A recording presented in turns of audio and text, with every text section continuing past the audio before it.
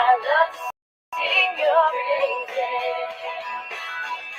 I'm so glad you're in my life. I'm so glad you came to save us, save us. You came from heaven to earth to show the way. From the earth to the cross, life to pay. From the cross to the grave, from the grave to the sky. Lord, I'm lifting on high. You came from heaven to earth to show the way. From the earth to the cross, life to pay. From the cross to the grave, from the grave to the sky. Lord, I'm lifting on high. Lord, I'm lifting on high. Oh, Lord, I'm lifting on high.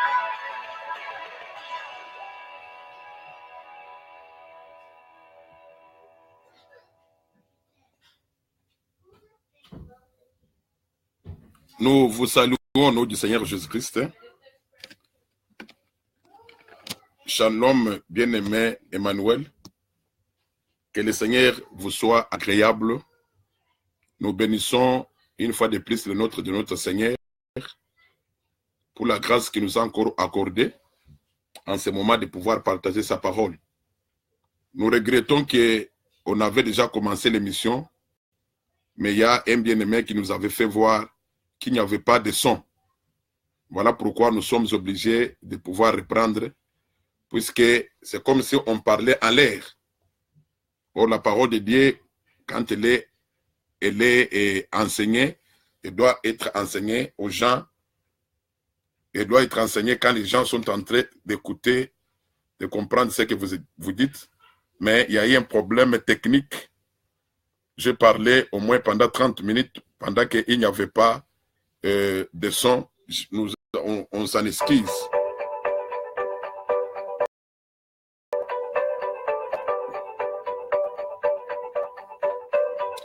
Alors,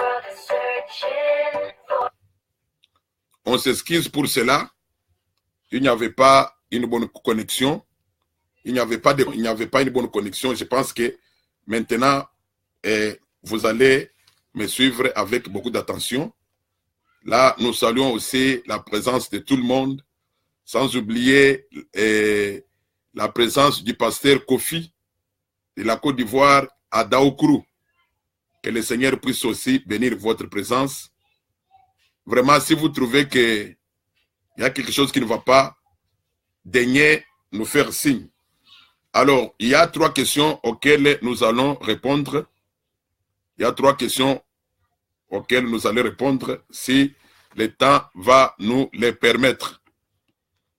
Nous commençons par la première question de Luc chapitre 16, la parabole que le Seigneur avait donnée.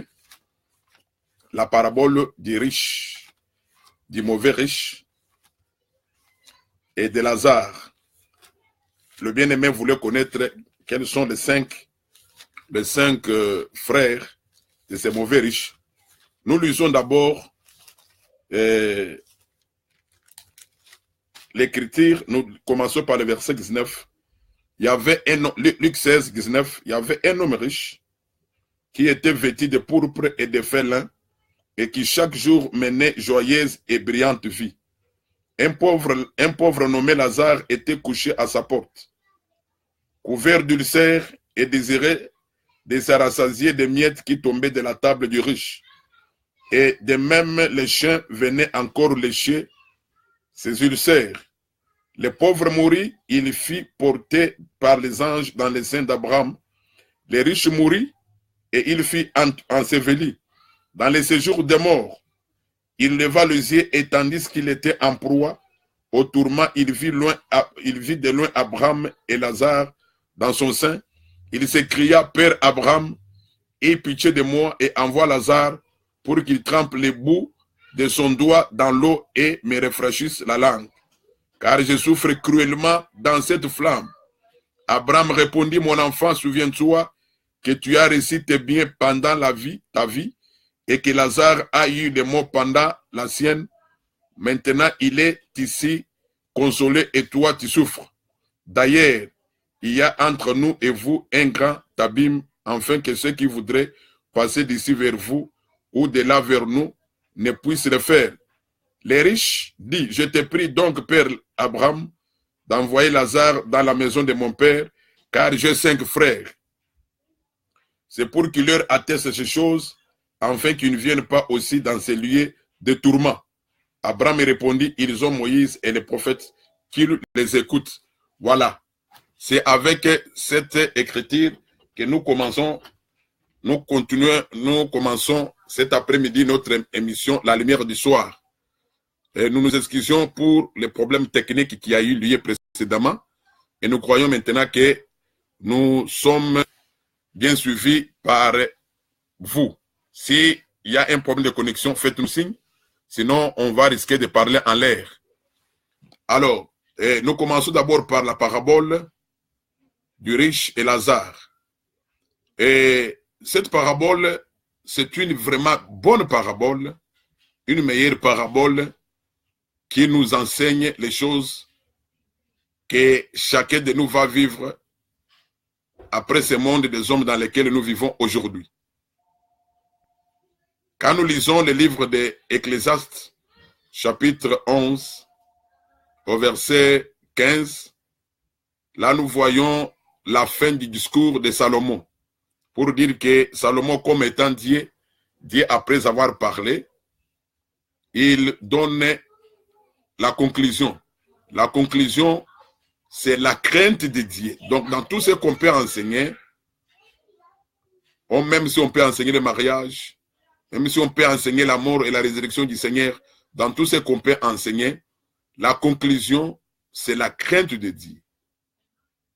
Voilà pourquoi dans cette parabole, quand le Seigneur parle, il parle de 2 hommes, un riche et Lazare.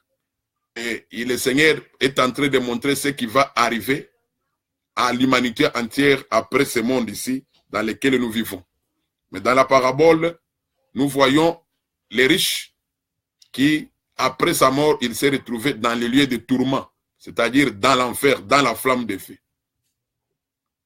Et nous voyons Lazare se retrouver entre le sein d'Abraham, qui veut dire seulement le paradis.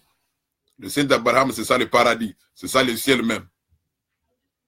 Alors, nous voyons les riches qui est en train de dire au père Abraham qu'il est en train de souffrir dans la flamme. Et il demande à ce que Lazare puisse tremper les bouts de son doigt dans l'eau et qu'il puisse rafraîchir les riches. Et le père Abraham va lui dire, écoutez, il y a eu un grand abîme entre vous et nous, de manière que personne qui est avec nous ne puisse venir chez vous et personne qui est avec vous puisse venir ici. Donc, pour dire que les riches étaient en train de souffrir, ils étaient dans les tourments. Et Abraham va dire aux riches ceci, que souviens-toi que quand tu étais dans le monde, tu vivais bien, tu vivais une vie joyeuse. Mais Lazare, lui, il souffrait, Lazare est consolé, mais toi, tu es dans les tourments. Cette parabole est d'abord dans l'exhortation, puisque l'exhortation, c'est ça même la base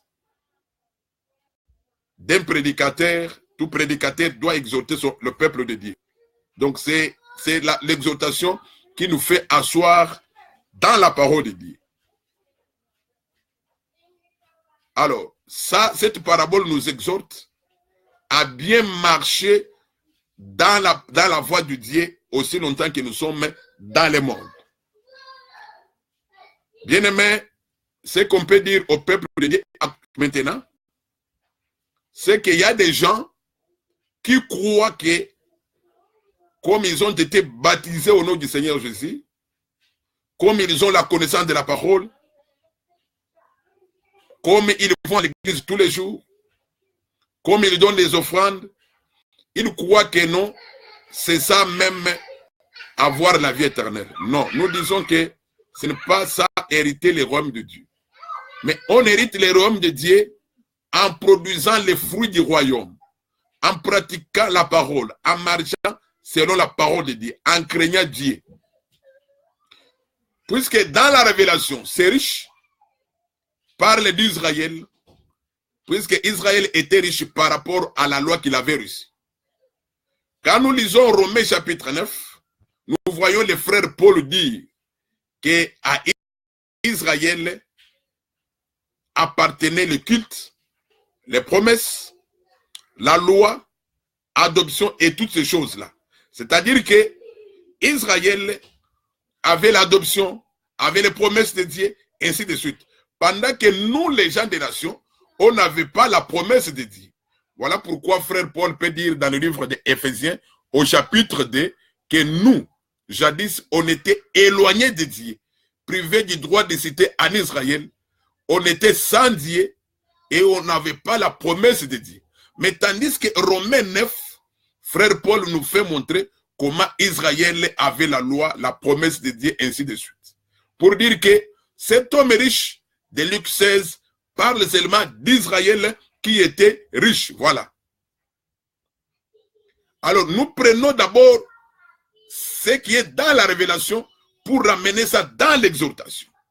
Pour dire que vous, aujourd'hui, qui avez reçu la parole, vous qui connaissez que le Seigneur est mort pour vous, vous qui connaissez que le Seigneur a versé son sang pour vous, il est grand temps de pouvoir pratiquer la parole de Dieu avant de pouvoir quitter le monde. Puisque, bien aimé, l'Écriture nous dit ceci dans le livre de Hébreux, qu'il est donné à un homme de vivre une fois et mourir, et après quoi vient le jugement. Donc, l'homme vit une seule fois et il meurt une seule fois et après le jugement.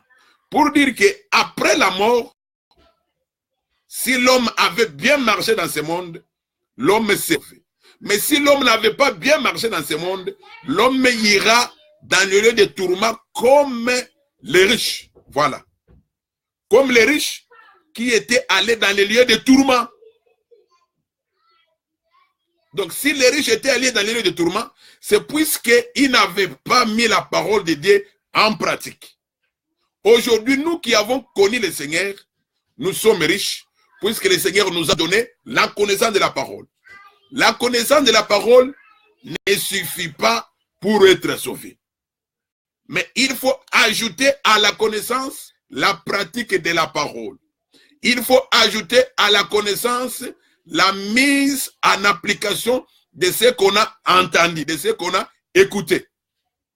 C'est-à-dire, quand quelqu'un reçoit Dieu, reçoit la parole du Seigneur, cet homme doit se convertir au Seigneur. Voilà pourquoi dans le livre des Actes chapitre 2, quand nous lisons le frère Pierre, le jour de la Pentecôte, il avait dit à la foule que repentez-vous et soyez baptisés au nom du Seigneur Jésus. Voilà. C'est-à-dire que, premièrement, la repentance.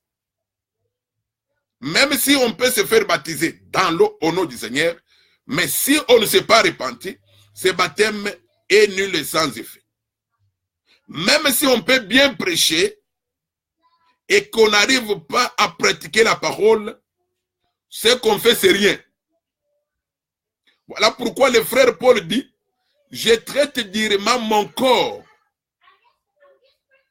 de peur que je sois rejeté après avoir prêché aux autres. Voilà. Pour dire qu'un enfant de Dieu est celui qui doit traiter durement ce corps. Puisque les corps dans lesquels nous vivons aujourd'hui, ce sont des corps qui poussent l'homme toujours à pécher. Ces corps ici, bien-aimés, n'aiment pas qu'on puisse l'injurier. Ces corps n'aiment pas qu'on puisse les maltraiter. Ces corps aiment voler. Ces corps aiment critiquer. Ces corps aiment commettre l'adultère. Ces corps aiment la prostitution. Mais l'Esprit de Dieu, que Dieu nous a donné, l'homme intérieur qui est en nous, n'aime pas critiquer. L'homme intérieur en nous n'aime pas voler. Voilà pourquoi Galates 5 dit que les désirs de la chair sont contraires aux désirs de l'esprit. Voilà, un enfant de Dieu doit marcher par la foi, il doit marcher en pratiquant la parole du Seigneur. Un enfant de Dieu n'a jamais été rancunier. Un enfant de Dieu pardonne tout le monde. Un enfant de Dieu doit aimer tout le monde. Un enfant de Dieu doit pratiquer la parole. Aller à l'église, c'est une bonne chose. Donner les offrandes, c'est une bonne chose. Écouter la parole, c'est une bonne chose. Parler la langue, c'est une bonne chose. Donner les offrandes, chanter pour Dieu, tout ça, c'est une bonne chose. Mais ce qui est mieux, ce qui est important, c'est pratiquer la parole de Dieu. Voilà par exemple, cet homme riche, il est le type des enfants d'Israël qui disait ceci. Là, je suis dans le livre de Romains chapitre 2. Romains chapitre 2, écoutez ce que le frère Paul enseigne. Romains chapitre 2, le frère Paul dit ceci. Je suis à partir du verset 13. Ce ne sont pas en effet ceux qui écoutent la loi qui sont justes devant Dieu, mais ce sont ceux qui la mettent en pratique qui seront justifiés. Voilà. Donc, par rapport à cette écriture, ce ne sont pas ceux qui écoutent la parole, qui sont justes, mais ceux qui sont justes sont ceux qui mettent la parole de Dieu en pratique. Voilà. Quand quelqu'un peut se dire qu'il a la connaissance de la parole, il connaît les mystères des Écritures, il connaît bien les livres d'Apocalypse, il connaît les livres prophétiques, il enseigne bien. Mais s'il n'arrive pas à pratiquer la parole, cet homme n'est pas juste devant Dieu, selon Romains chapitre 2. Voilà pourquoi cet homme riche est comparable à celui qui écoute mais ne pratique pas. Les riches de Luc 16. Quand nous lisons Romains toujours 2, nous continuons au verset 14. La Bible dit ceci. Quand les païens qui n'ont point la loi font naturellement ce qui prescrit la loi, ils sont à eux qui n'ont point la loi, une loi pour eux-mêmes. Ils montrent que l'œuvre de la loi est écrite dans leur cœur, leur conscience en rendant témoignage et leurs pensées s'acquisent ou se défendant tour à tour. C'est ce qui paraîtra au jour où, selon mon évangile, Dieu jugera par Jésus-Christ les actions secrètes des hommes. Donc, pour dire que Dieu, à part la connaissance que nous pouvons acquérir, quand nous écoutons la parole de Dieu, au travers les ministres et les enseignants de la parole de Dieu, Dieu aussi a écrit sa loi dans le cœur de tout un chacun de nous. Tout un chacun de nous connaît la loi. Mais le problème de Dieu est que nous puissions pratiquer la parole. Quand nous ne pratiquons pas la parole, nous serons comme ces riches de Luc 16 que j'ai typifié comme Israël qui avait la loi mais ne pratiquait pas cette loi. Quand nous lisons, nous continuons la lecture dans Romains 2, nous lisons maintenant au verset 28. Les Juifs, ce n'est pas celui qui en a les dehors. Et la circoncision, ce n'est pas celui qui est visible dans la chair, mais les Juifs, c'est celui qui l'est intérieurement. Et la circoncision, c'est celle du cœur. Selon l'esprit, selon la lettre, la louange de ces Juifs ne vient pas des hommes, mais de Dieu. Les Juifs, ou soit les enfants d'Israël, je vous ai dit qu'ils avaient l'adoption, l'écriture, la loi et les promesses de Dieu. Ces enfants d'Israël, ils étaient tous circoncis. Il y en avait qui croyaient qu'être circoncis dans la chair suffit pour être sauvé. Voilà pourquoi le frère Paul vient enseigner que les Juifs, ce n'est pas celui qui en a les dehors. Les dehors là-bas parlent de la circoncision. Mais les Juifs, c'est celui qui en a l'intérieur. Voilà. Donc, on peut être circoncis dans la chair, mais quand on ne pratique pas la parole, cette circoncision est inutile. Mais ce qui est utile chez Dieu, c'est la pratique de la parole. Voilà pourquoi je vous ai dit qu'aujourd'hui, les gens croient qu'avoir la connaissance de la parole suffit pour être sauvé. Non, nous disons non. Ou soit être baptisé suffit pour être sauvé. Non. ou soit appartenir à une communauté quelconque suffit pour être sauvé. Non. Mais ce qui fait que l'homme soit sauvé, c'est la mise en pratique de la parole de Dieu. Quand vous mettez la parole de Dieu en pratique, c'est là que vous serez sauvés. Mais quand vous ne mettez pas la parole de Dieu en pratique, votre connaissance ne vous servira de rien.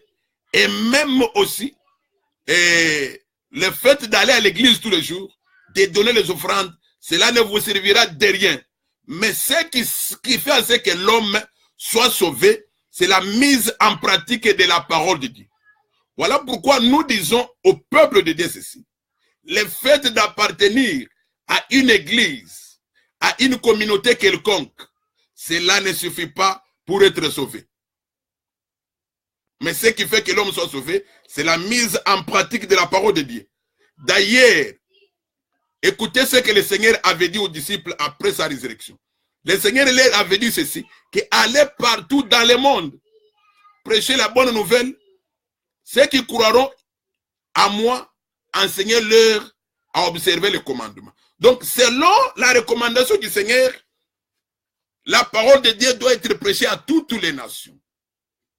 Les gens de Venezuela, les gens d'Haïti, les gens d'Argentine, ainsi de suite. Mais peut-être toi, l'église à laquelle tu appartiens, il n'y a pas de gens de Venezuela, il n'y a pas de gens d'Argentine. Toi, tu crois que, puisque les gens d'Argentine ne sont pas dans ton église, tu crois que ces gens, s'ils mettent la parole de Dieu en pratique, ils ne seront pas sauvés. Nous disons qu'ils seront sauvés. Puisque pour être sauvés, il ne faut pas appartenir à une communauté quelconque. Appartenir à une communauté quelconque, ça c'est être religieux. Un religieux ne verra jamais Dieu. Voilà pourquoi nous allons répondre à la question. Vous allez comprendre cela. Alors, nous sommes en train de dire que chanter bien, prêcher bien, cela ne suffit pas pour être sauvé. Mais ce qui fait que l'homme soit sauvé, c'est la mise en pratique de la parole de Dieu. Voilà pourquoi je vous ai dit qu'un enfant de Dieu ne vole pas. Ce corps ici pousse l'homme à voler, ce corps pousse l'homme à injurier, ce corps pousse l'homme à être rancunier. Donc la mauvaise vie, ça ce n'est pas la vie d'un enfant de Dieu. Mais un enfant de Dieu doit mener une bonne vie. Voilà les riches de Luc chapitre 16 et le type d'Israël qui croyaient que le fait d'avoir la loi suffisait pour être sauvé. Comme quelqu'un peut dire aujourd'hui, le fait d'avoir la connaissance de la parole suffit pour être sauvé, ou soit le fait de bien chanter, le fait d'aller à l'église tous les jours, le fait de se faire baptiser, le fait de donner des offrandes, le fait d'aller chez le pasteur. Nous disons que cela ne sauve pas. Mais ce qui sauve, c'est la pratique de la parole de Dieu.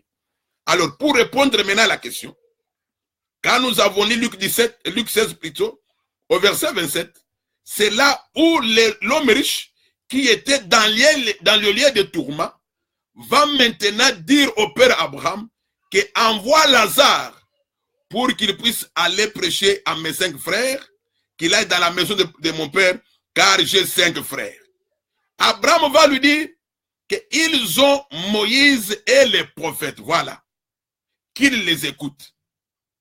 Voilà, nous avons dit que cet homme riche est le type d'Israël. Pourquoi nous le disons? Puisque l'Écriture dit qu'Abraham va dire aux riches qu'ils ont Moïse et Élie. Or, Moïse et Élie étaient en Israël. Pour dire que les 5 frères-là, ils n'ont pas crié à Moïse, ils n'ont pas crié aussi à Élie. Or, Moïse et Élie enseignaient seulement que les gens puissent croire à celui qui devait venir. Or, celui qui devait venir, c'est le Seigneur Jésus. Pour dire qu'il y a un groupe des enfants d'Israël qui n'ont pas crié au Seigneur Jésus. Voilà pourquoi ils vont se retrouver dans les lieux de tourment. Je vais d'ailleurs lire l'écriture, Romains 9. Écoutez ce que l'écriture dit. Romains 9. Je suis au verset 6. Non, je commence par le verset 7. Et pour être la possédée d'Abraham, ils ne sont pas tous ses enfants, mais il est dit à Isaac, sera nommé pour toi une postérité. C'est-à-dire que ce ne sont pas les enfants de la chair qui sont enfants de Dieu, mais que ce sont les enfants, et ce sont les enfants de la promesse qui sont regardés comme la postérité.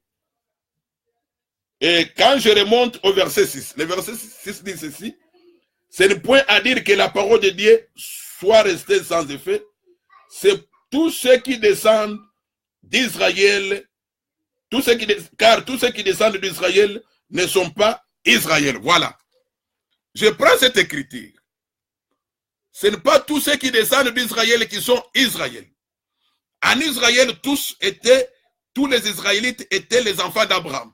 Tous avaient reçu la loi, tous avaient été circoncis. Par rapport à cette écriture, l'écriture dit que tous ceux qui descendent d'Israël ne sont pas Israël.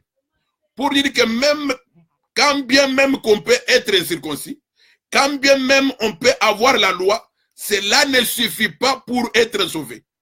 Voilà par exemple, en Israël, il y a eu des gens qui avaient la loi, il y a eu des gens qui avaient été circoncis, mais qui ne mettaient pas la parole de Dieu en pratique.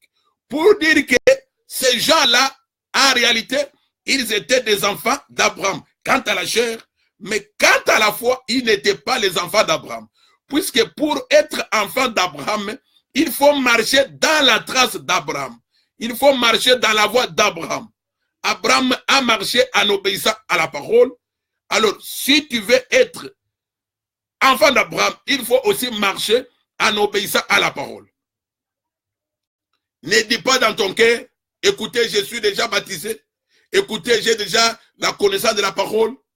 Que cela suffit. Cela ne suffit pas. Là, tu vas devenir religieux.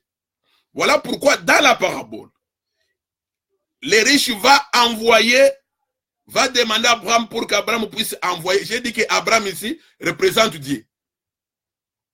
Donc, va dire à Abraham de pouvoir envoyer Lazare. Et Abraham va lui dire qu'ils ont Moïse et ils ont les prophètes.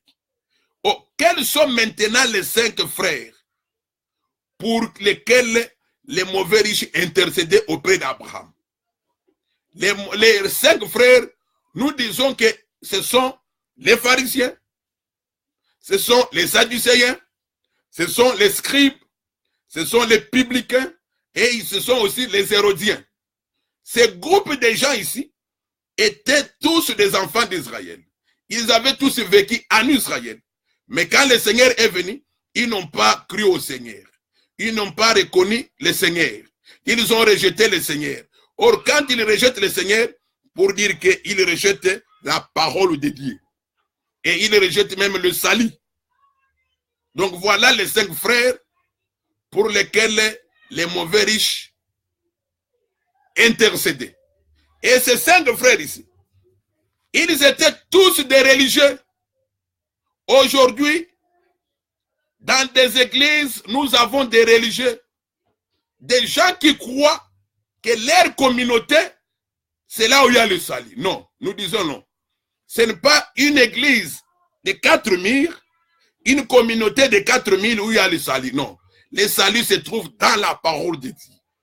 Voilà pourquoi je vous disais, si par exemple, vous êtes né en Algérie, et en Algérie, les gens qui sont dans votre communauté, votre église, tous, ils sont ici d'Algérie. Tous sont des Algériens. Vous croyez que pour que quelqu'un, par exemple, qui est né, par exemple, à Népal, il faut d'abord qu'il vienne entrer dans votre communauté pour être sauvé. Nous disons que non. Mais pour être sauvé, il suffit que celui qui est en Algérie, celui qui est en Népal, celui qui est un peu partout, puisse recevoir la parole et pratiquer la parole de Dieu. Aujourd'hui, ce qui est grave, nous retrouvons parmi les enfants de Dieu des voleurs, des gens qui vous mentent comme ils respirent, des prostituées, des impudiques, des voleurs, des escrocs, même des prédicateurs sont devenus des escrocs. C'est grave. Des prédicateurs, des prostituées, des prédicateurs rancuniers, un prédicateur qui va prêcher qu'il ne faut pas aller dans telle église. Non, nous disons non. Ça non. On ne prêche pas au peuple pour que le peuple devienne fidèle, mais on prêche le peuple pour que le peuple devienne les fidèles de la parole de Dieu. Puisque quand quelqu'un a reçu le Seigneur, même s'il peut aller dans telle ou telle église, si la chose qui est enseignée là-bas n'est pas la parole de Dieu, il ne va pas croire. Il ne va pas croire. Mais la parole à laquelle il a cru, cette parole va le pousser à discerner ce qui est vrai et ce qui est faux. Voilà la réponse à la première question. Nous avons dit en bref que cette parabole de Luc chapitre 16, c'est une bonne parabole qui nous enseigne des choses que nous allons tous vivre. J'ai dit que tous nous allons vivre après la vie sur cette terre des hommes. Donc, si la terre des hommes, on a craint Dieu, on a pratiqué la parole de Dieu pour dire que on sera dans le sein d'Abraham qui ne parle que du paradis ou soit du ciel. Mais quand on n'aura pas pratiqué la parole de Dieu, bien qu'on a la Bible tous les jours, bien qu'on prie tous les jours, si on n'aura pas pratiqué la parole de Dieu, on sera dans les lieux de tourment. Et les 5 frères de ces mauvais riches, je les ai cités, il s'agit des pharisiens, il s'agit des publicains, il s'agit des scribes, il s'agit des hérodiens, et il s'agit des sadducéens. Tous, ils étaient des religieux. Un enfant de Dieu n'est pas religieux, mais un enfant de Dieu, c'est celui qui est chrétien. Voilà la réponse à la première question. Ce qui est important, nous avons dit, c'est de pratiquer la parole, marcher selon la parole, ne pas être rancunier, comme nous le voyons aujourd'hui. Les enfants de Dieu sont devenus des rancuniers, les enfants de Dieu sont devenus des voleurs, les enfants de Dieu sont des... Ça, c'est grave. C'est grave quand on retrouve un enfant de Dieu qui se dit enfant de Dieu chrétien impudique, un enfant de Dieu prostitué, un enfant de Dieu, même des ministres, même s'ils peuvent bien prêcher, mais s'ils sont des voleurs, leur prédication ne sert à rien. Ça, c'est la réponse à la première question. Nous passons maintenant à la deuxième question. Nous passons à la deuxième question. La deuxième question, c'était par rapport au jugement de Salomon. Nous sommes dans 1 Roi chapitre 3. Ici, je vous demande de me suivre avec aussi beaucoup d'attention. 1 Roi chapitre 3. C'est une histoire que tout le monde connaît. Les 2 femmes prostituées.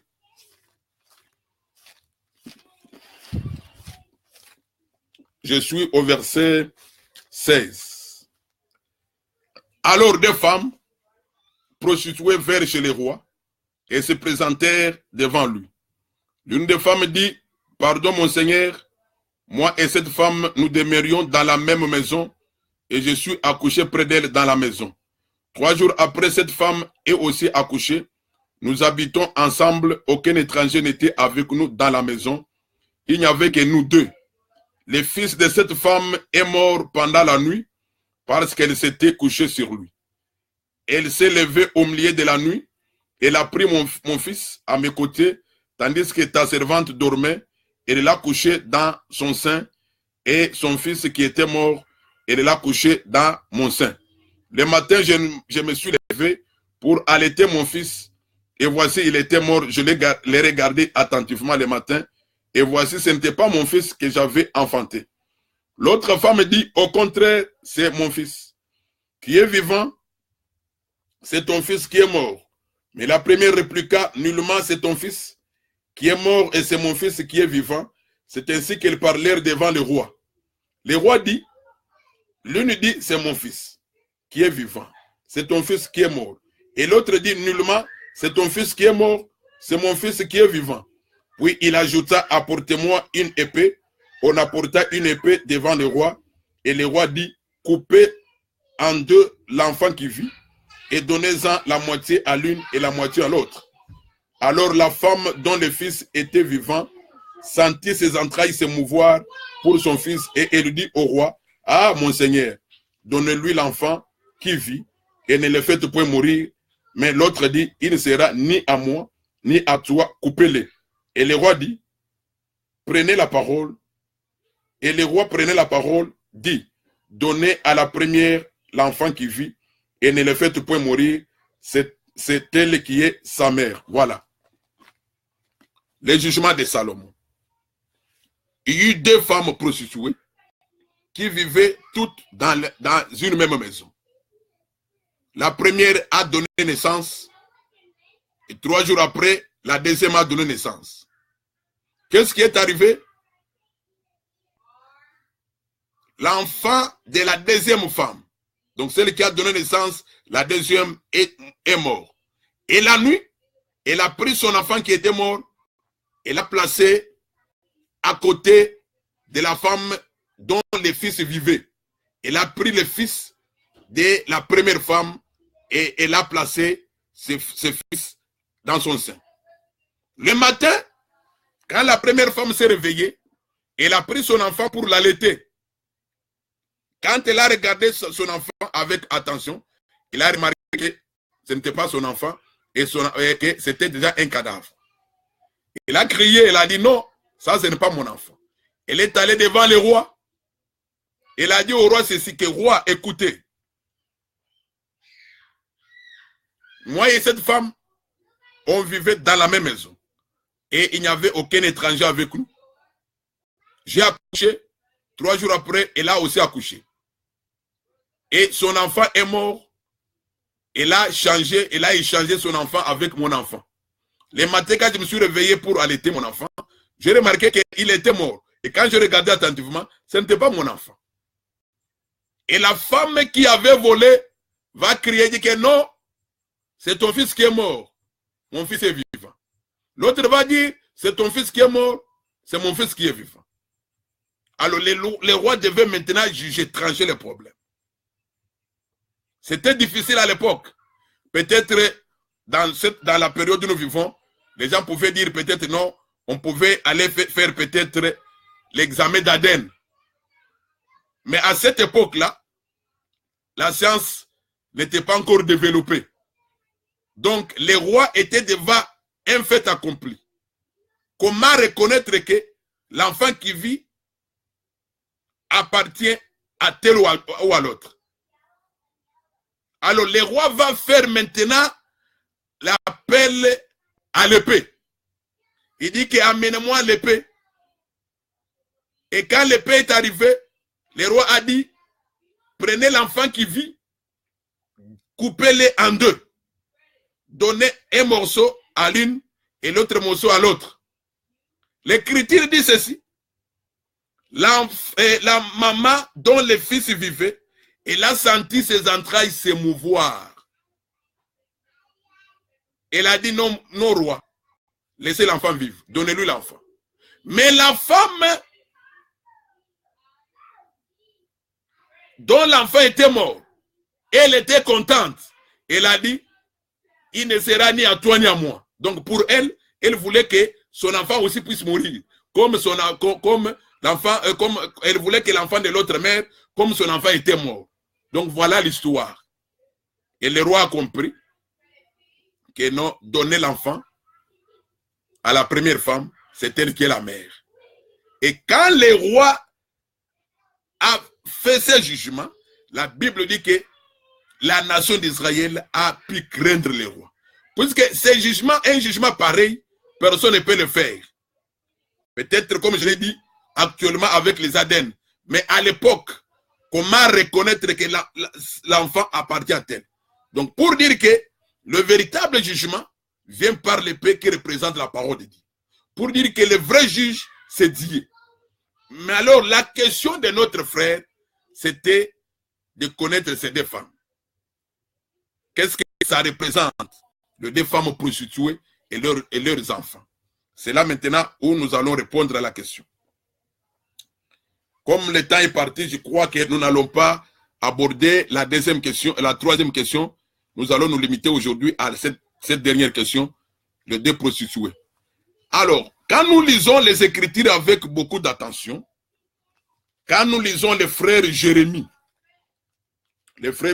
va dire ceci, au chapitre 3, verset 6. L'Éternel me dit au temps du roi Josias, as-tu vu ce qu'a fait l'infidèle Israël? Elle est allée sur toute montagne élevée et sous tout arbre vert. Et là, elle s'est prostituée. Je disais, après avoir fait toutes ces choses, elle reviendra à moi, mais elle n'est pas revenue. Et sa sœur, la perfide, Judas en a été témoin. Quoique j'eusse répudié l'infidèle Israël à cause de tous ses adultères, et que je lui ai donné sa lettre de divorce, je vis que la perfide, Judas, sa sœur, n'a point eu de crainte et qu'elle est allée se prostituer pareillement. Voilà. Par rapport à ce que le prophète Jérémie nous dit. Jérémie nous parle de deux royaumes, soit de deux villes, soit de deux peuples. Le royaume de Juda et le royaume d'Israël. Les deux ici, Jérémie les appelle comme étant des sœurs. Mais quand nous lisons 1 Roi chapitre 11, écoutons d'abord ce que le livre des rois nous dit. 1 Roi chapitre 11. Là, nous sommes au verset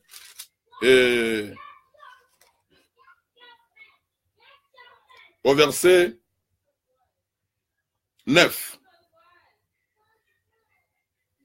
L'Éternel fut irrité contre Salomon, parce qu'il avait détourné son cœur de l'Éternel, le Dieu d'Israël, qui lui était apparu 2 fois. Il lui avait à cet écart défendu d'aller après d'autres dieux, mais Salomon n'observa point les ordres de l'Éternel. Et l'Éternel dit à Salomon, puisque tu as agi de la sorte, que tu n'as point observé mon alliance et mes lois que je t'avais prescrites, je déchirerai le royaume de dessus, toi, et je le donnerai à ton serviteur. Seulement, je ne le ferai point pendant ta vie, à cause de David, ton père, c'est de la main de ton fils que je l'arracherai. Voilà.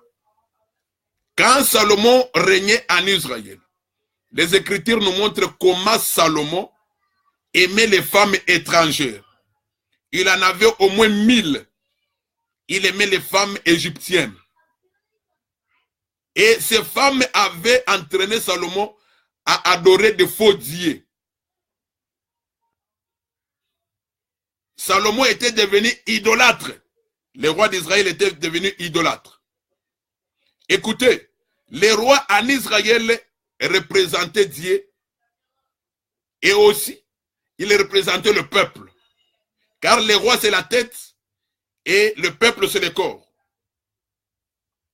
Pour dire que quand nous voyons Salomon devenir idolâtre, nous n'allons pas dire que c'est Dieu qui est devenu idolâtre, mais nous disons que c'est le peuple d'Israël qui était devenu idolâtre par Salomon. Voilà à cause de ce que Salomon a fait. Dieu lui a dit que je vais déchirer ton royaume. Mais je le ferai après toi. Donc, nous remarquons, selon les Écritures, qu'après la mort de Salomon, le royaume a été divisé. Juda avec Benjamin sont restés d'un côté et les 10 tribus de l'autre côté. Alors, du côté où il y a eu Juda et Benjamin, étaient appelés les royaumes de Juda. De l'autre côté, c'était les royaumes d'Israël avec capitale Samarie. C'est là où on parle des Samaritains.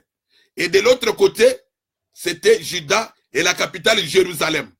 Donc, pour dire que Juda et Israël, ou soit Jérusalem et Samarie, ce sont les deux sœurs. Pourquoi nous le disons? Puisque Jérémie 3 nous montre comment Juda et Israël étaient deux sœurs qui se sont prostituées. Voilà. Donc, nous comprenons que les deux sœurs qui avaient les fils, les deux femmes qui avaient les fils dans le livre de 1 Roi chapitre 3, parlaient seulement du royaume de Juda et aussi du royaume d'Israël, qui étaient deux sœurs, selon Jérémie 3, mais qui se sont prostituées. Nous ajoutons Ézéchiel. Ézéchiel en parle aussi. Ézéchiel 23. Nous lisons à partir du verset 1er. La parole de l'Éternel me fit adresser en ces mots. Fils de l'homme, il y avait deux femmes, filles d'une même mère. Elles se sont prostituées en Égypte. Elles se sont prostituées dans leur jeunesse. Là, leurs mamelles ont été pressées et leur sein virginal a été touché. L'aîné s'appelait Ohola et sa sœur Oholiba. Ohola et Oholiba. Elles étaient à moi et elles ont enfanté des fils et des filles. Ohola, c'est Samarie. Et Oholiba, c'est Jérusalem. Là, nous sommes dans Ézéchiel 23. Donc, le prophète Ézéchiel confirme encore que Jérusalem et Samarie, c'était deux sœurs. Jérusalem est appelée ici par le nom de Oholiba et Samarie est appelée Ohola. Donc, pour dire que ce sont deux sœurs qui se sont prostituées, des femmes prostituées. Donc, dans la Bible, la femme peut parler de l'église, la femme peut parler d'un royaume, la femme peut parler d'un peuple, ça dépend du contexte.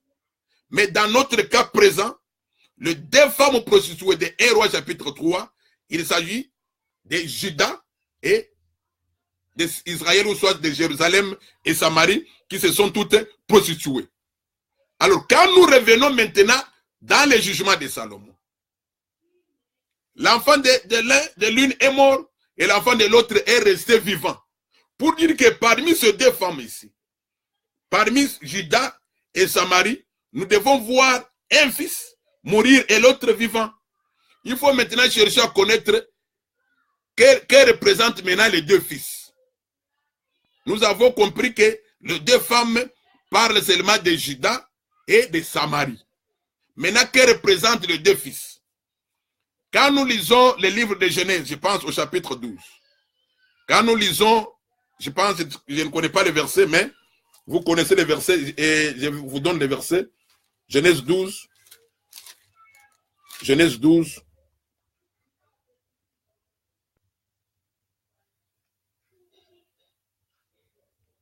Ok. Je suis au verset 7.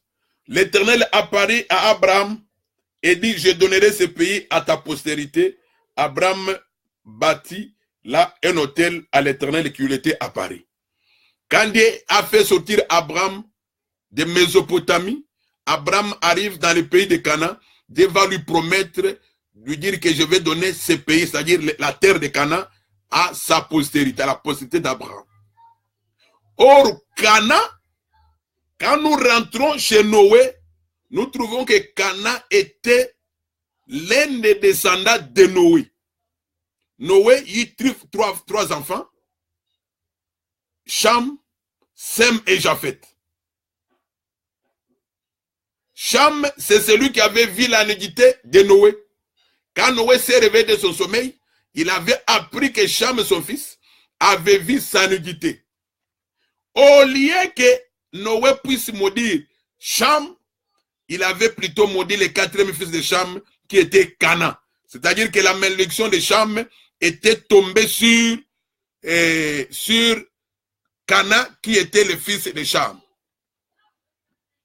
Alors, quand nous continuons la lecture dans le sein des Écritures, nous voyons que Canaan, qui était maudit, était devenu la terre promise que Dieu avait promise à la postérité d'Abraham. Puisque Canaan, c'est tout un peuple. Canaan, c'est tout un homme. Donc Canaan, c'était le fils de Cham qui avait eu la malédiction, c'est que la malédiction du père de Noé était tombée. Et c'est ce Canaan qui était devenu la terre promise. Pour dire que Canaan, en réalité, parle seulement du fils. Cette terre, c'est tout un fils. Donc, quand Dieu fait sortir Israël de l'Égypte, il leur dit que je vous amène au pays de Canaan. Dans un autre langage, il a mené dans le fils. Or, les fils, dans la Bible, ou soit les véritables Canaan, quand Dieu fait sortir quelqu'un du monde, la promesse de Dieu, c'est pour amener l'homme au ciel. Pour dire que Canaan ici était seulement l'image du ciel. Dans un autre langage, le ciel, c'est le Seigneur Jésus lui-même. Pour dire que quand Dieu nous appelle, c'est pour nous donner le ciel. C'est ça l'héritage que Dieu nous donne. Voilà. Alors, quand nous rentrons chez les deux femmes prostituées, Juda et Samarie, c'est là où nous comprenons que leurs fils parlaient seulement de leur terre. Pourquoi nous le disons? Quand les enfants d'Israël sont sortis de l'Égypte, Dieu devait partager Canaan pour chacune de ces 12 tribus. Dieu a fait le partage. Or, Canaan, nous avons dit que Canaan parle en réalité du Fils. Pour dire que quand Dieu appelle quelqu'un, il va lui donner sa part dans le corps du Seigneur Jésus. Il va lui donner sa part dans le ciel. Quand on faisait le partage du Canaan, c'est pour dire que c'est le Seigneur qu'on est en train de partager. Donc pour dire que nous qui sommes appelés pour aller au ciel, si nous mettons la parole de Dieu en pratique, le ciel c'est notre héritage. Alors nous disons que les deux fils parlent des deux terres que Dieu avait données et à Juda et à Samarie. Puisque Juda avait sa terre. Juda avait sa terre, Benjamin avait sa terre, les 10 tribus aussi avaient leur terre. Pour dire que les deux fils représentent seulement leur terre. Vous allez voir comment un fils va mourir. Un des fils va mourir. Donc nous sommes en train de dire que les deux femmes prostituées parlent seulement de Juda et parlent aussi de Samarie, ou soit de Jérusalem et de Samarie. Les 10 tribus d'un côté et 2 tribus de l'autre côté. Alors, nous lisons maintenant une écriture dans Exode pour comprendre comment un fils va mourir et l'autre va rester vivant. Exode 33. Exode 33.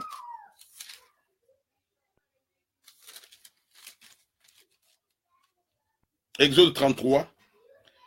Et 32 plutôt. Je vais lire à partir du verset 31. Moïse retourna vers l'Éternel et dit: ah, ce peuple a commis un grand péché. Ils se sont fait un dieu d'or. Pardonne maintenant leur péché, sinon efface-moi de ton livre que tu as écrit. L'Éternel dit à Moïse: c'est celui qui a péché contre moi que j'effacerai de mon livre. Va donc conduire ce peuple où je t'ai dit: voici mon ange marchera devant toi, mais au jour de ma vengeance, je les punirai de leurs péchés. Retenons d'abord cela et nous ajoutons une écriture. Là, nous sommes dans 2 Samuel chapitre 7.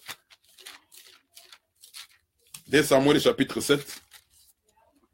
Je vais lire à partir du verset 14. Non, verset 13.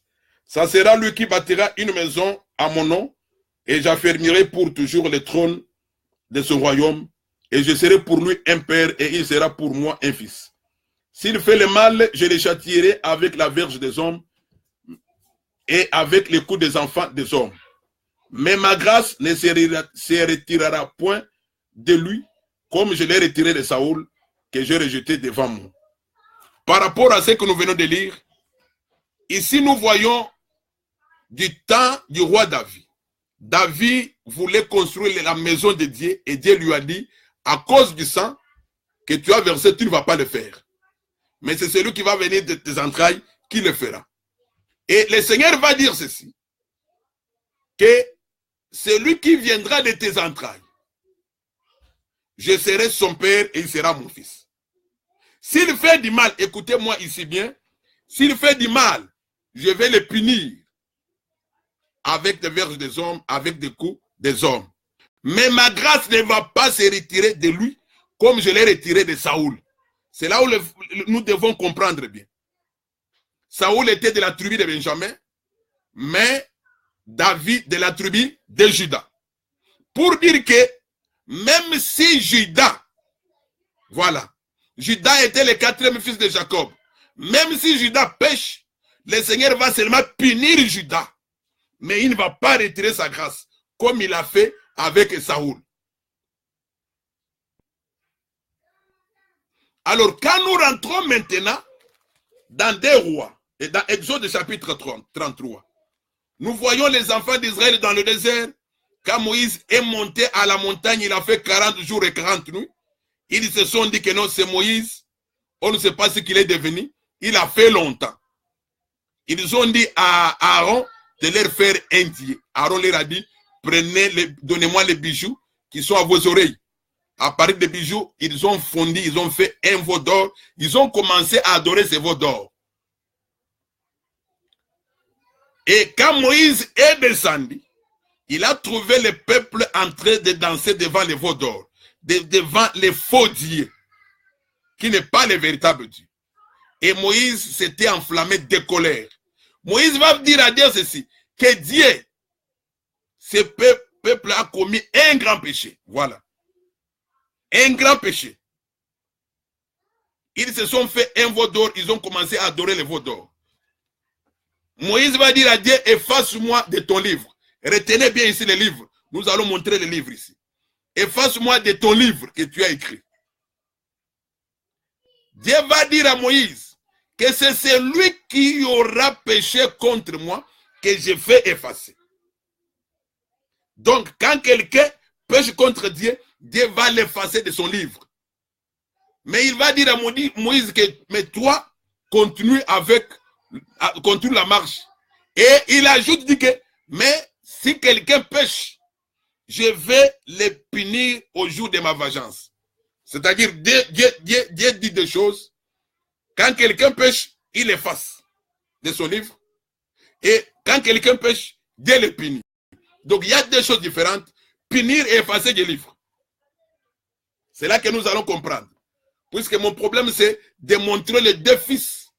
L'un qui est mort, l'autre est resté vivant. Alors, quand nous lisons maintenant le livre des rois,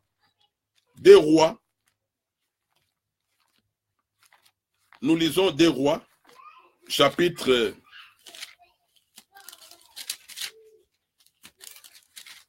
17. Nous lisons des rois chapitre 17. Lisons des rois chapitre 17. Nous lisons à partir du verset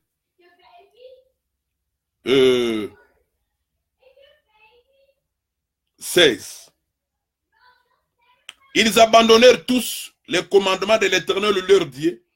Ils firent des veaux en fonte. Ils fabriquèrent des idoles d'Astarté. Ils se prosternèrent devant toute l'armée de cieux et ils servirent Baal. Ils firent passer par le feu leurs fils et leurs filles. Ils se livrèrent à la divination et aux enchantements. Ils se vendirent pour faire ce qui est mal aux yeux de l'Éternel afin de l'hériter. Aussi l'Éternel s'était-il fortement irrité contre Israël et les a-t-il éloignés de sa face. Il n'est resté que la seule tribu de Juda. Voilà. Israël et Juda, c'est-à-dire les deux sœurs, toutes les deux se sont prostituées. Ils ont adoré des faux dieux. Tous les deux adorent les faux dieux.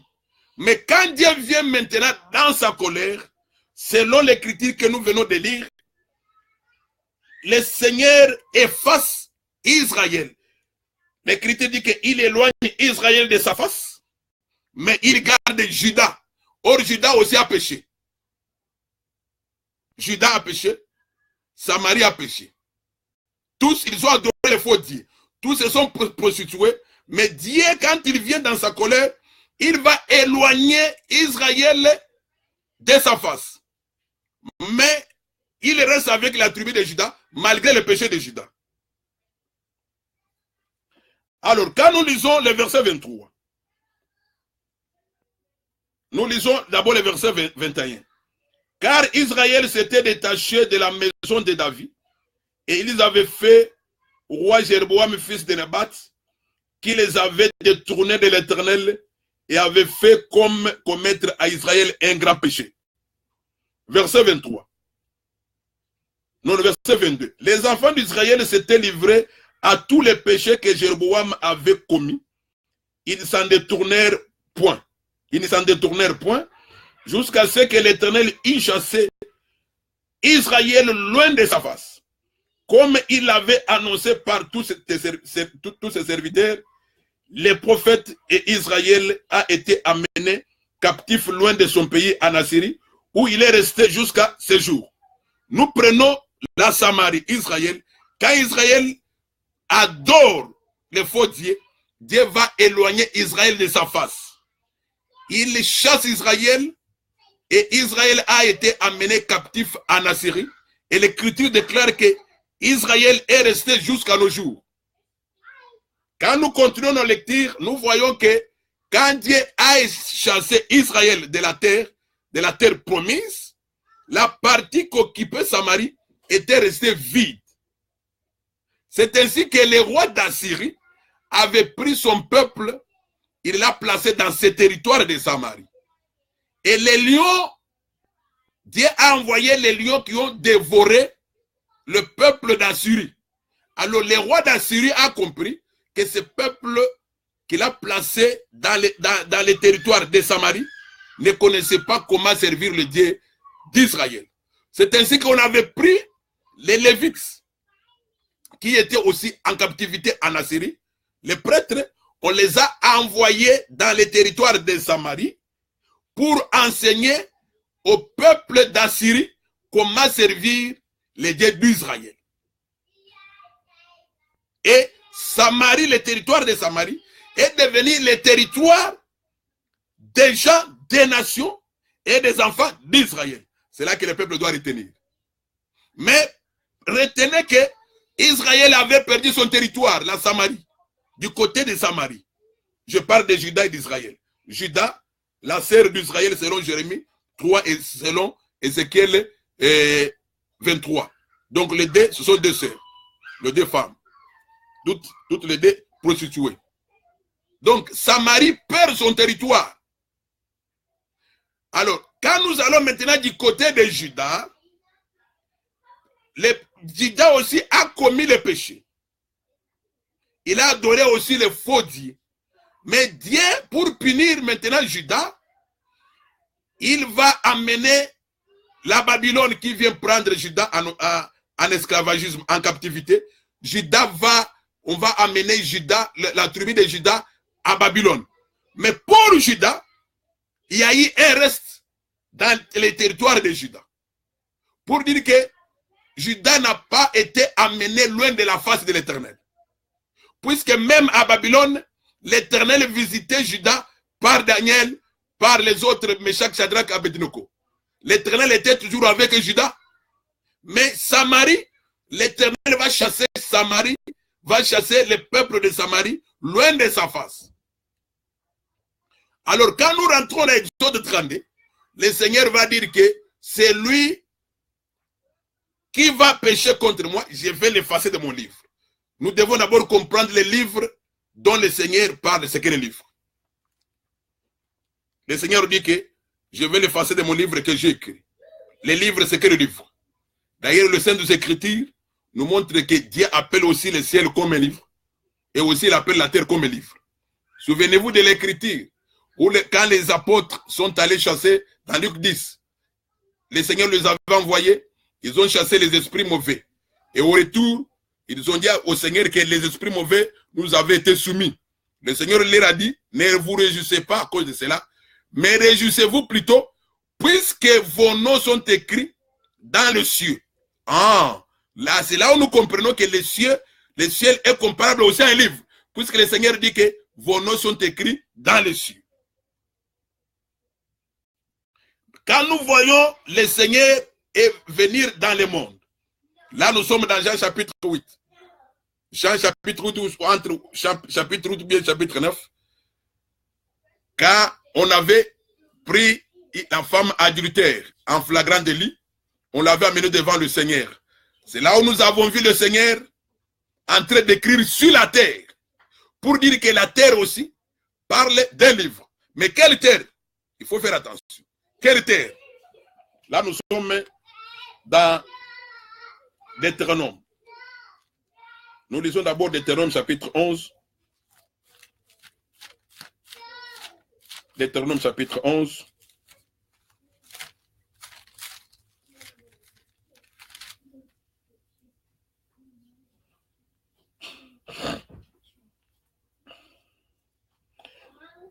Deutéronome 11, verset 11.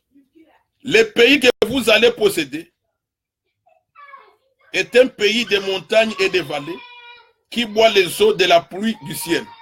C'est un pays dont l'Éternel ton Dieu prend soin et sur lequel l'Éternel ton Dieu a continuellement des yeux du commencement à la fin de l'année. Voilà. Les pays que vous allez posséder. Quel pays? Les pays de Canaan. Donc les pays de Canaan, selon cette écriture, c'est les pays dont Dieu prend soin du début jusqu'à la fin de l'année. Et dont aussi, voilà, dont aussi, dont aussi, le Seigneur a des yeux ouverts continuellement du début jusqu'à la fin de l'année. Pour dire que Canaan était aussi considéré comme étant la terre que Dieu avait choisie pour que ses yeux soient ouverts du début jusqu'à la fin de l'année. Quand nous disons que, quand Dieu dit que ses yeux ouverts, pour dire que sa face est sur Canaan. Or, selon Nombre chapitre 6, la face de l'Éternel est aussi considérée comme la lumière, pour dire que c'est une terre qui est éclairée par la lumière de Dieu qui était à l'époque la loi que Dieu avait donnée aux enfants d'Israël.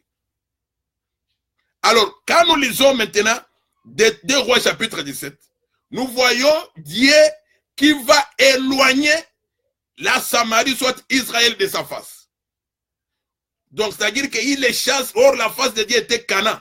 Donc, la face de Dieu regardait Canaan. Donc, quand on dit que Dieu efface, éloigne Israël, ou soit Samarie, de sa face, c'est-à-dire que Israël, ou soit Samarie, est éloigné de la terre de Dieu qui était Canaan. Cette terre-là qui était Canaan.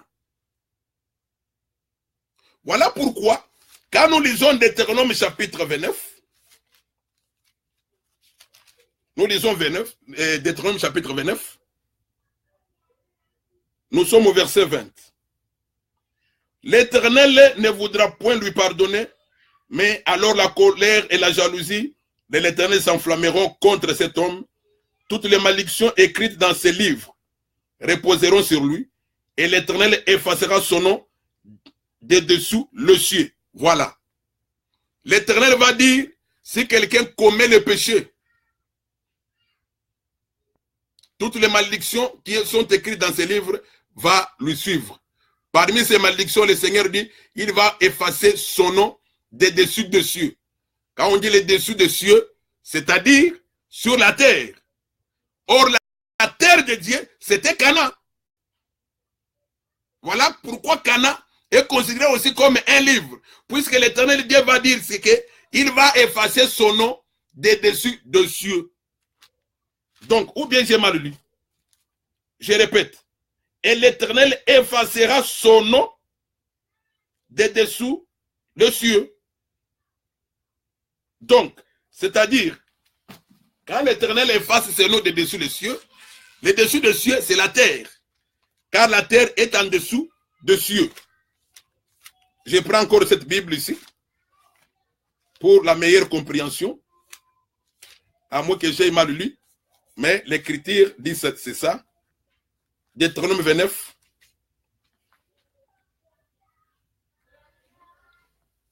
C'est au verset 20. Voilà. L'Éternel ne voudra point lui pardonner, mais alors la colère et la jalousie de l'Éternel s'enflammera contre cet homme. Toutes les malédictions écrites dans ces livres reposeront sur lui, et l'Éternel effacera son nom des dessous. Voilà, des dessous les cieux. Donc l'Éternel va effacer son nom des dessous les cieux.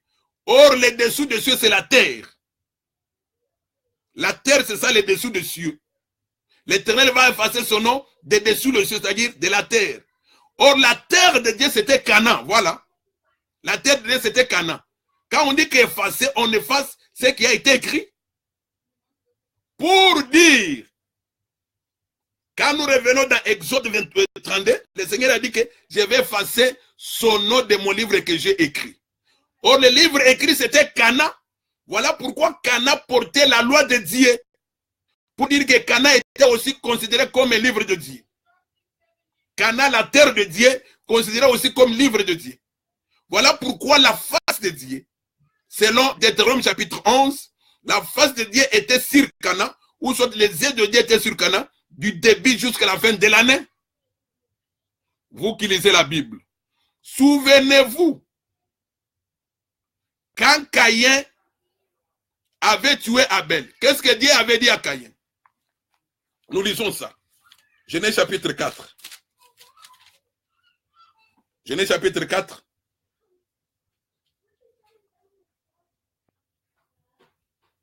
Verset 13.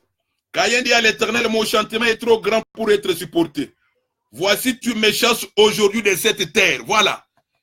Caïn, quand il a tué Abel, Dieu l'a chassé de la terre. De quelle terre ici? Est-ce qu'il s'agit de la terre physique? Nous disons non. Mais quand nous lisons Deutéronome chapitre 11, c'est là où nous comprenons que la terre où se trouvait le jeu de Dieu, c'était le pays de Canaan. Et Deutéronome chapitre 29 va nous dire clairement que si quelqu'un pêche, Dieu va l'effacer, va effacer son nom de dessous les cieux. Or, le dessous des cieux, c'est la terre. Et nous avons dit que cette terre, c'était Canaan, qui était comme le livre de Dieu.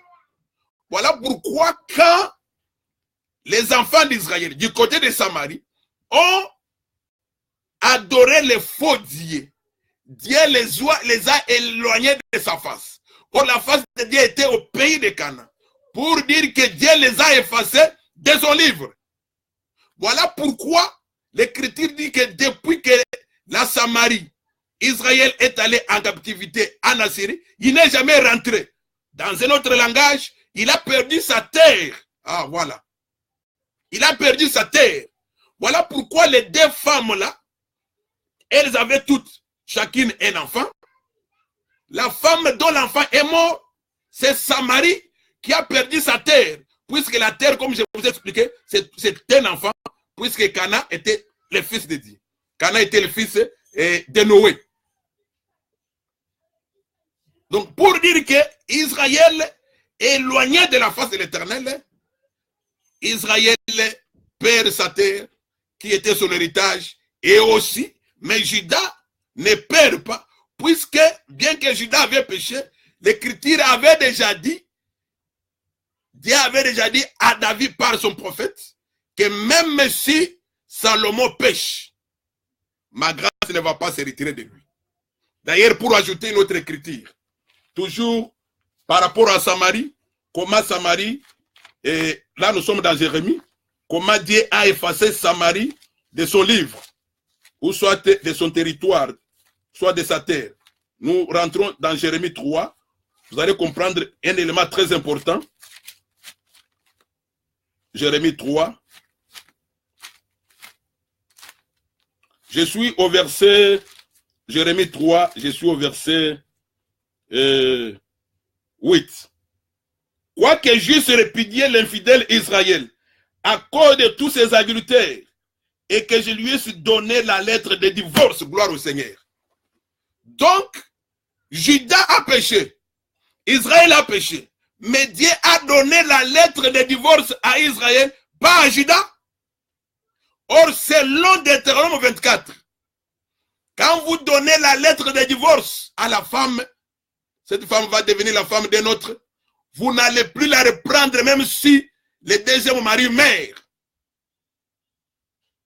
Donc Dieu a donné la lettre de divorce à Israël, pas à Juda. Voilà, Israël, la Samarie, a été effacée du territoire de Dieu, effacée du livre de Dieu. Il ne reste que Juda et Benjamin. Pour dire que les fils qui étaient vivants parlent seulement de Juda, parlent seulement de Juda, mais le fils qui est mort parle de Samarie. C'est Samarie qui est décédé, à qui on a remis la lettre de divorce.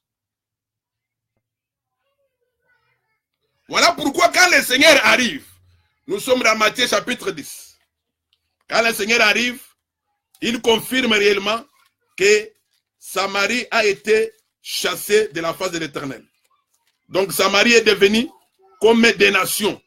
Puisque quand on a chassé, on a pris la Samarie, en captivité en Assyrie, ce territoire a été habité par les gens de la Syrie qui priaient d'autres dieux, de faux dieux, mais malgré qu'ils priaient de faux dieux, ils priaient aussi les véritables dieux, puisque les Lévites, soit les prêtres, étaient venus aussi leur enseigner et comment adorer les dieux d'Israël. C'est-à-dire qu'il associait aux dieux d'Israël avec leurs dieux. Pour dire qu'ils étaient toujours dans les faux. C'est un territoire qui était devenu comme le territoire des nations. Matthieu chapitre 10, je suis au verset 5, le Seigneur va dire ceci. Il recommande ses disciples. Il va dire ceci au verset 5. Tels sont les 12 que Jésus envoya après leur avoir donné des instructions suivantes. N'allez pas vers les païens, n'entrez pas dans les villes des Samaritains. Voilà. Allez plutôt vers les brebis perdues de la maison d'Israël. Donc quand le Seigneur recommande les disciples ici pour aller prêcher la parole, là le Seigneur est encore vivant. Il n'était pas encore mort.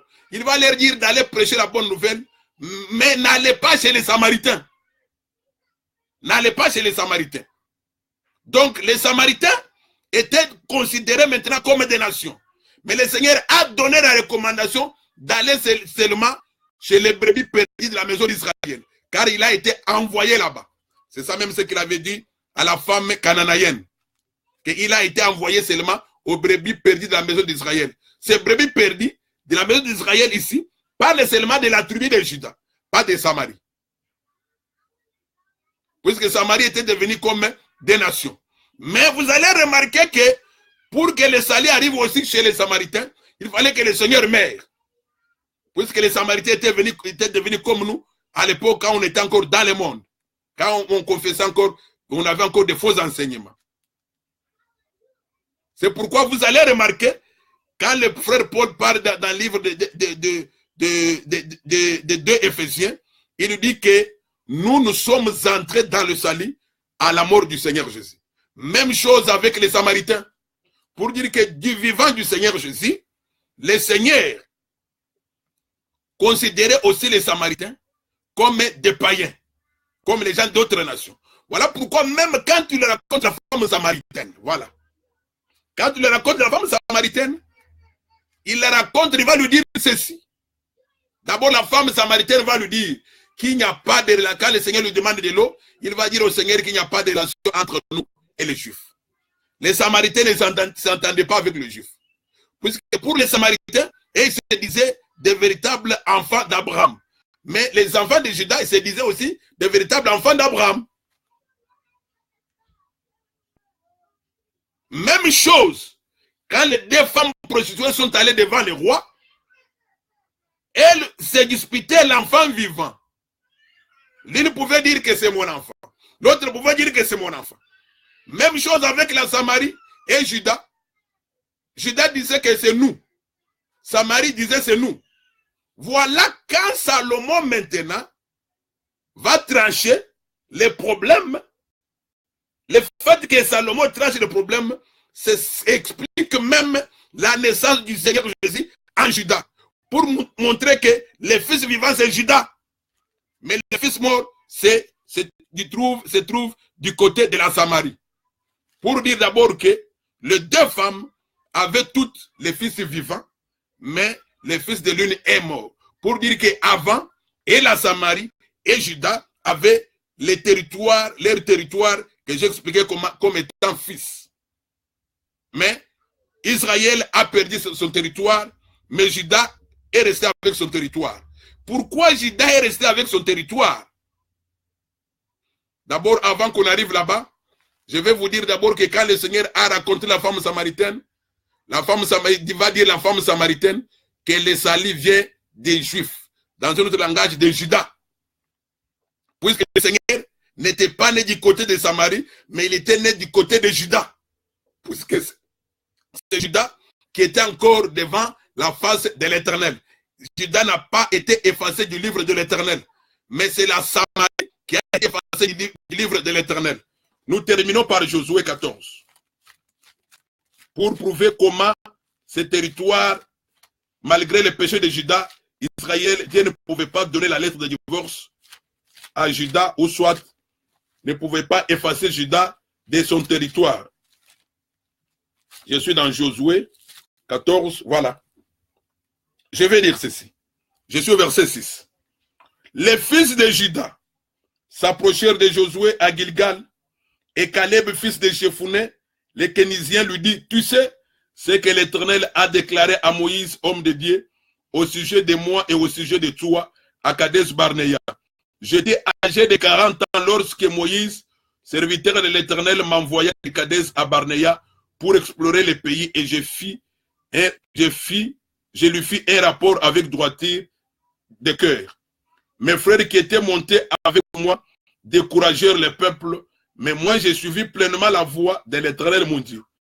En ce jour-là, Moïse jura, voilà, Moïse jura, en disant, le pays que ton pied a foulé sera ton héritage à perpétuité pour toi et pour tes descendants, parce que tu as pleinement suivi la voie de l'Éternel mon Dieu. Ah, dans Nombre 13 et Nombre 14, Moïse avait pris des espions, 12 espions, pour aller explorer le pays de Canaan. À leur retour, il y a eu Caleb et Josué qui avaient donné un bon rapport, un rapport de foi, pour dire que bien ils ont vu réellement les enfants d'Anak dans le pays. Mais ils ont dit que mais si l'Éternel est avec nous, nous allons prendre possession de ces pays. Mais les 10 autres ici, et ils ont même demandé à ce qu'ils puissent rentrer en Égypte. Voilà pourquoi, du temps qu'après la mort de Moïse, Josué est encore vivant avant que Josué meure. L'Écriture dit que le fils de Juda, parmi les fils de Juda, celui qui avait pris la parole, c'était Caleb. Caleb était de la tribu de Juda. Et Caleb était celui qui avait donné les rapports de foi. Il va rappeler à Josué comment il avait fait les rapports à Moïse et comment c'est que Moïse avait dit. Or, Moïse, au milieu d'eux, il était roi, il représentait Dieu. Moïse avait juré que le pays, le territoire que tu as foulé les pieds va t'appartenir à perpétuité. Puisque, voilà, tu as fait un bon travail, tu as fait les rapports, tu as donné un bon rapport avec un cœur entièrement consacré à l'Éternel. Puisque Caleb avait la foi, voilà pourquoi Caleb de la tribu de Juda, voilà pourquoi la tribu de Juda, ou soit les territoires de Juda, ou soit les peuples de Juda, Dieu ne pouvait pas l'éloigner de sa face. Mais le peuple qui a été éloigné de la face de Dieu, ou soit le peuple qui a été effacé du livre de Dieu, c'était la Samarie. Donc la Samarie, c'était cette femme qui avait l'enfant mort. Mais Juda, c'est cette femme prostituée qui avait l'enfant vivant. Voilà pourquoi quand le Seigneur vient, le Seigneur naît à Juda pour confirmer que c'est Juda, ici où il y a la vie. Voilà pourquoi le Seigneur pouvait dire à la femme samaritaine qu'il faut aller là-bas. Et aujourd'hui, les Samaritains, pour qu'ils soient sauvés, ils doivent être sauvés comme nous. D'ailleurs, il y a une écriture qui me vient encore en tête, Matthieu 3. Matthieu 3, le prophète Esaïe avait déjà prophétisé sur ça, et le Seigneur vient pour accomplir. Voilà. Quand nous lisons Matthieu 3, l'écriture dit ceci.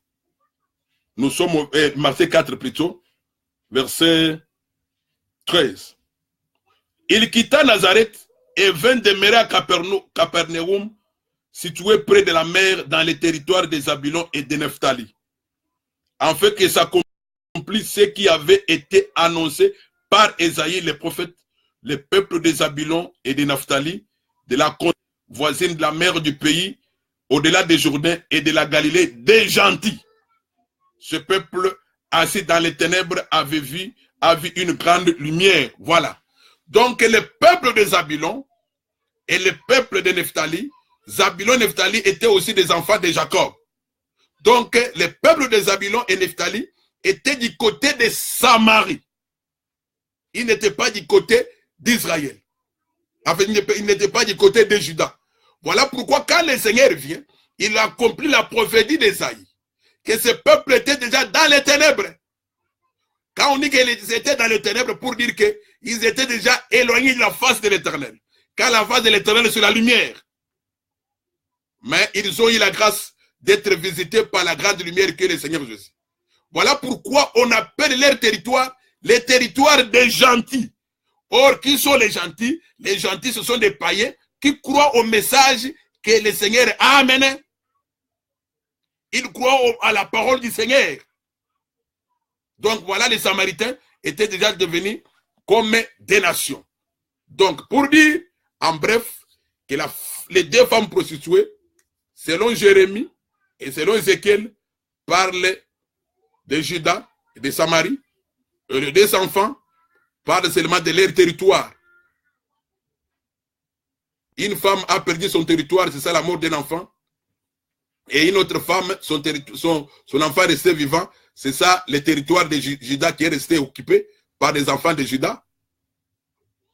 Et quand le roi Salomon vient faire le jugement, c'est pour connaître à qui appartient l'enfant. Or, le véritable enfant, c'est le Seigneur Jésus. Le Seigneur Jésus, pour montrer, pour confirmer le jugement de Salomon, il va naître dans la tribu de Juda pour montrer que Juda parle de la femme dont l'enfant vivait. Que le Seigneur puisse vous bénir. Au nom du Seigneur Jésus. Si le Seigneur nous fait grâce, nous allons revenir le mercredi pour répondre à la dernière question, toujours par rapport à 1 Roi chapitre 10, qui parle de les biens que la reine Séba avait amenés au roi Salomon. Que le Seigneur puisse vous bénir au nom du Seigneur Jésus-Christ.